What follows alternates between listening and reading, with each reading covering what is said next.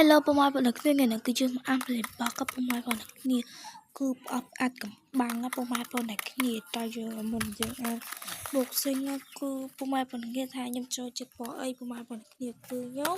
ចូលចិត្តពណ៌ស្វាយពុកម៉ែបងប្អូនគ្នាជាមួយបើពណ៌ស្វាយស្រេចផងតែឥឡូវយើងទៅចេញផលិតផលមួយគឺវត្តវពុកម៉ែបងប្អូនគ្នាគឺជាមួយនឹង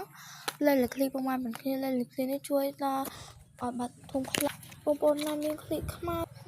คลิกអីចឹងបងម៉ែបងគ្នាប្រើជាមួយនឹងលេខវាអត់ទៅបងម៉ែបងគ្នាមើលតា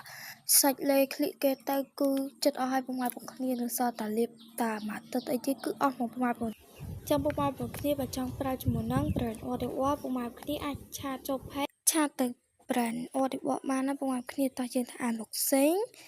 អបអាចកំបាំងរបស់គ្នាគឺនេះបងម៉ែបងគ្នាពោះស្វែងគឺរកស្អាត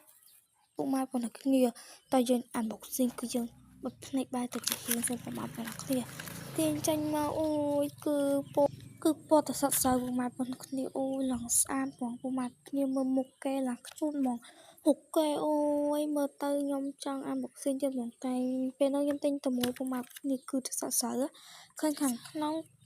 ប្រអប់กระดาษគេហ្នឹងគឺអត់ដល់តសក់សៅពណ៌អត់ដុតតែអានេះគឺអត់សូវដុតទេបងប្អូនគ្នាតែមុខមកខុសគ្នាបងប្អូនគ្នាចាគឺដាក់ពីលើអូយដាក់ពីលើលេខคลิกអត់បិទនៅជាប់អត់អូយដឹងតែស្អាតយ៉ាងណាបងប្អូនគ្នាចាំវីដេអូនេះប៉ុណ្្នឹងហើយបាយ